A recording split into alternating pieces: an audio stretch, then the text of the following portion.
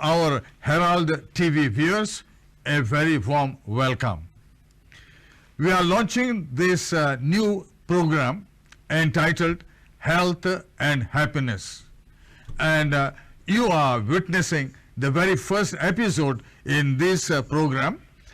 Be happy and healthy. That is our goal for you, for us, and for everybody. Because healthy people are happier. Happy people live longer. Happiness strengthens our immune system. And both happiness as well as health are tied together very closely, with each other affecting the other. We all know that health consists of 4 key elements: physical, mental, social, and spiritual well-being. So, having good health is very, very important. Having good health is related to a productive life.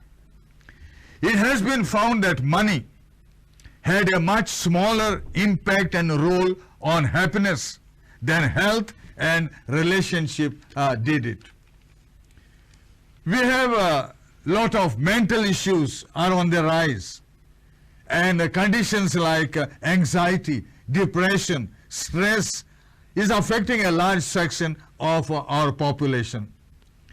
We thought at Herald TV to prioritize our health and to launch the first episode on mental health so that we all can relax, refresh, and recharge.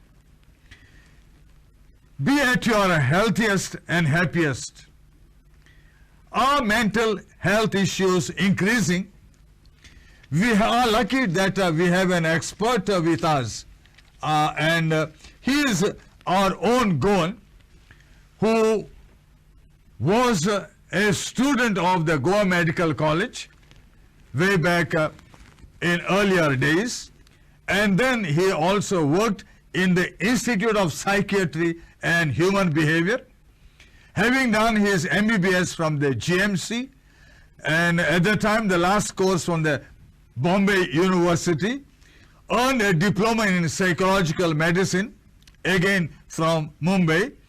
Later on in Goa University, he has done his master's degree in psychiatry and served in private psychiatric institutions, and also was the assistant professor in psychiatry in Karwar Institute of Medical Sciences. 5 years ago, he moved to Australia, and he is presently the staff specialist in psychology, psychiatry in Manning Base Hospital in Taree in New South Wales, and he did his fellowship, the Australian Fellowship of Royal Australian and New Zealand College of Psychiatrists, and that's what we call it in short, FRANZCP, and recognized the world over. He is almost 5 years that he is in Australia, and his career spanning 30 years. Let me welcome Dr. Ajoy Estibeiro. Thank you, Jovito. You are from Kurturi. Kurturi. Because your father, I know he was the director of health in Goa, and Dr. Jacinth Estibeiro, and we know you from then being from Kurturi. Then you were here, you had your own hospital in Miramar, and then you have moved to Australia, and this is where you are now exercising your profession. Yes. We know that mental problems can affect school, work, personal relationships, and ability to participate in the community work. According to the WHO, mental health conditions are increasing worldwide. Am I right? Absolutely. What do you say? Yeah. At the outset, Jovit, thank you very much. Onso dabari, tumi maka I opportunity dili mun, mananchi bolai kichir ulopak. Yobareng koru. I would just like to refer what you said. Health is happiness. Absolutely. And happiness is a right. Hoktomzo. But what happens is that the ability to feel happy is a function of the brain, just like the ability to walk and talk. So sometimes people say, I have given my daughter or son everything. I have given them a car, I have given them a house, he's got a good job, he's got lots of money, yet he is always sad, doctor. What is the problem? I cannot understand why he cannot be happy. And at that time, I told that person, you know, happiness is a function of the brain. It is like saying, I have given you golden shoes, I have given you silver socks, and telling a paralyzed man, why cannot you walk? Sol pakijak zaina bawa, tukar sogle ha moche ha bangra I am boria hai. boya ha, ani sol pakijak zaina. It is like that. So we have to understand that happiness, though it is our right, it is as much a right that we have to all our physical functions. It is a biological function, because I would like to tell everybody, and because this is a myth and a misconception, that happiness is something which is under my voluntary conscious control. So the more we realize that it is a function of the brain which needs to be addressed if it is not okay, is something that will go a long way in addressing appropriately. So when you say addressing appropriately, all these problems now are being talked day in and day out. Yes. In the olden days, we never heard all these terms and this new terminology. It is just now, I will say maybe 20 or 30 years ago, and even that in some places we don't have that good luck, but only now that mental health is getting destigmatized. In the past, even when I was a resident in the Institute of Psychiatry and Human Behavior, people used to hide mental health. Anybody who was mentally ill in the family, they would come to us and say, can you admit him for just 1 week? Ekut suman dor deka. Kitak re baba, kito bora ha, kitak dor. Na, amche garant lagna sa. Taka marshe inga dor nalyar te lagn samke dusre bashin zatle. Soglang gomtele, no? Soglang gomtele. So there was a closet attitude to psychiatry. You know, it was not even Goyan dekun. Pishancho hospital, mental hospital. Correct. That terminology name itself has been changed. It was derogatory. It was derogatory. It is like you said, no? Health is physical, mental, social. I like to give the analogy of a car. The engine of the car is our body. The driver of the car is the mind. And the people sitting in the car, the passengers, are the social part, what you said, social, physical, and mental. And you need a good driver and a good social milieu and a good car to be able to complete the journey. That is life, you see. So you have a good car, bad driver, you're going to have a bad journey. You have a good car, a good driver, but people disturbing the driver, again your journey is going to be disturbed.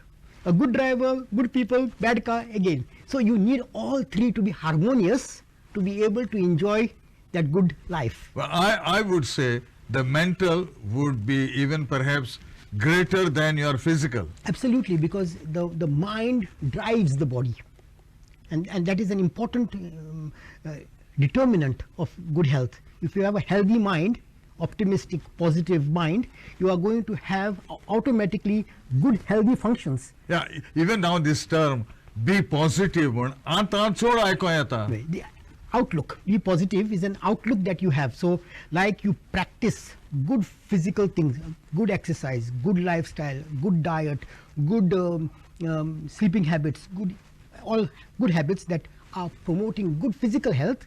If you do good mental health habits, positive outlook, optimism, ability to have a good social network, you know, you're automatically going, these are good positive mind attributes. Yeah, and sometimes for physical, you have got medicines, you have got X, Y, Z, but for mental is your capacity of the brain. That's why we say be positive at all times. But medicine, yes, when the mental illness in the end is a disturbance of certain structures, certain chemicals, certain connections in the brain, you know, and when those things are disturbed, it is like a physical condition, you're going to have an illness which is going to come out as difference in disturbance in चिंतप वेगळें आसता, feeling वेगळें आसता आणि behavior वेगळो आसता. आणि तेन्ना the illness, like how you have an illness like maybe your heart is abnormally beating, or you have lungs which are not functioning, or you have a stomach which is not functioning, like that. And at that time medicines are very important, but medicines are not the only thing. And I also like to give this analogy, example ki medicine I like to equate it to a walking stick. It is good to support you when you cannot walk, but it should not be there forever. Your leg has to learn to walk. That's a nice analogy. Yeah, so yes. It cannot be forever. So yeah, so that's what it is, you know. So like you have medicines, you have psychological therapies where we identify what are the reasons that are barriers. Kityak lagun I cannot function the way I would have loved to. What are my goals? What is my barrier to my personal goals? So all that can be done by psychological therapies, specially designed therapies, which they are structured to the or tailor-made to what is needed by the client. So, but then you can. Yes. And they need to go to a psychiatrist. To a psychologist. Or a psychologist. Psychologist, yeah. So okay. The psychologist, he or she will be able to identify the needs which can be and the gaps which can be modified by talking therapy. And yeah, they say that 50% of all lifetime mental illnesses begin at the age of 14, 1-4. Correct. And 75% by age 24. I think the parents will have a vital role to identify. Parents and schools. Especially in Australia, school mental health incorporates mental, what would I say, mental healthy, mental upkeep and mental health as a key ingredient of school mental health. So now in Goa we have counselors.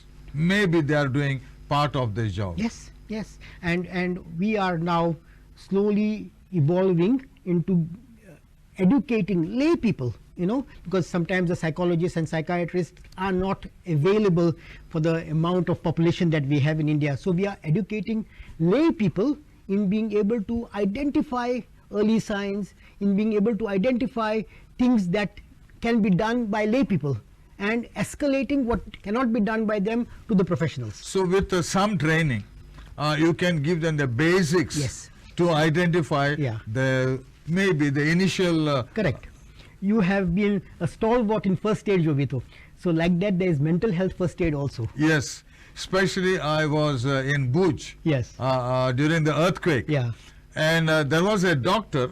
He was a doctor at that time. This was 2001. And he was crying all that time. And he says that I can hear my wife and my daughter crying.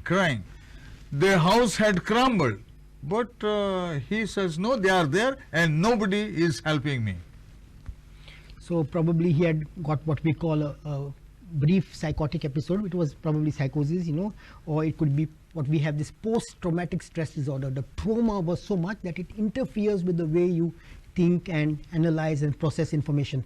So he could, I mean, I don't know much from what you are telling me. It appears that he could have done that. It is a post-traumatic.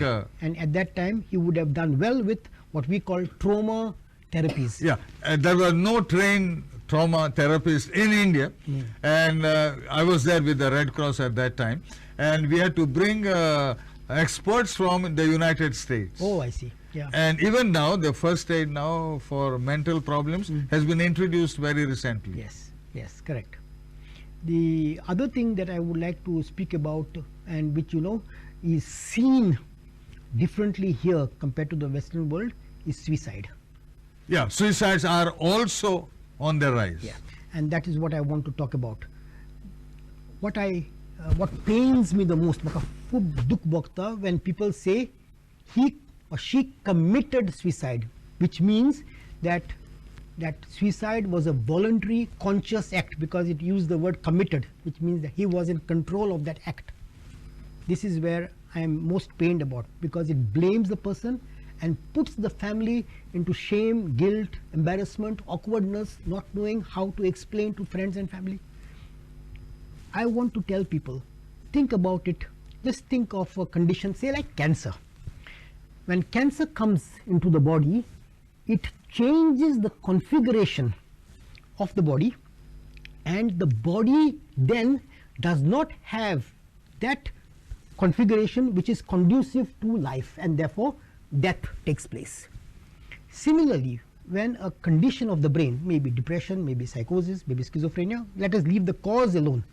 When it comes and changes the configuration of the way we think, we believe, and we behave, then it kicks into motion certain elements of motor function of the way we, and it looks like that person committed suicide, but it changes the configuration in the brain that it is no longer conducive to living. The death instinct takes over. The life force goes down. If the life force was there all the time, people would have been immortal. So the life instinct goes down, the death instinct comes up, and it recruits all the mechanisms which will end the person's life. And to give you an example of instinct, suppose you come to me with a blow, I immediately do this. Now this act of mine has not used my conscious voluntary control. It has come by instinct. It is a learned behavior from the past which said that this will protect you. So like that, the instinct takes over the brain to do certain acts which end up in end of life. Would cortisol be involved in this? There are lots of hormones, neurotransmitters, certain chemicals in the brain which are responsible. But what the message I want to give, हांव सगळ्यांक कितें सांगूंक सोदतां की कोणें तरी आपलो जीव घेतलो, ताका वा ताज्या फॅमिलीक मातशें तो आरोप घालनाका, कित्याक ताजो गुन्यांव न्ही तो. तें दुयेंस मनाचें, तकलेचें, तें दुयेंस, आनी तें दुयेंसाक लागून कॅन्सराचे भाशेन लायफ फुडें चलना. फुडें चलना म्हणटकूच ते प्रोसेस आहाय ते भितरल्यान ते लायफ काबार करूंक बाय सोदता. Like when there is no life in the flower, it just withers and falls. Yes, so it's similar. Yeah, you cannot say that it's like saying, no, I failed my heart, or I failed my kidney. But what I say I had a cardiac failure, or I had a kidney failure. I don't say it's the same thing for suicide. He committed suicide. Nobody says he was a victim of suicide. This is a message I give at every forum I go to, that please, suicide is an outcome of a mental illness or a mental condition or a mental situation at that time. Most people, after they have survived the act and we talk to them, they say, thank God it did not happen. I did not know what was happening at that time. And when we treat them, they say, I wonder what happened. So this is the... So at that right time you need specialized... and you need to identify that the situation is escalating and is now a potential risk for suicide. Yeah, but that's pretty difficult sometimes. And that is why we are training as many people as we can to identify, so that once it is identified, it can be escalated to the right people at the right time for the right action. So if you have got lots of people trained, I am sure the rate of suicide, which is now reaching alarming proportions, Yeah. it could come down. Yeah, and we are trying to develop an app where we are trying to put very easy questions. We are still in the process, so that once, like how you go for a physical health checkup, you do your blood sugar, cholesterol, and all the liver function and kidney function, and you come to know, okay, this is my problem.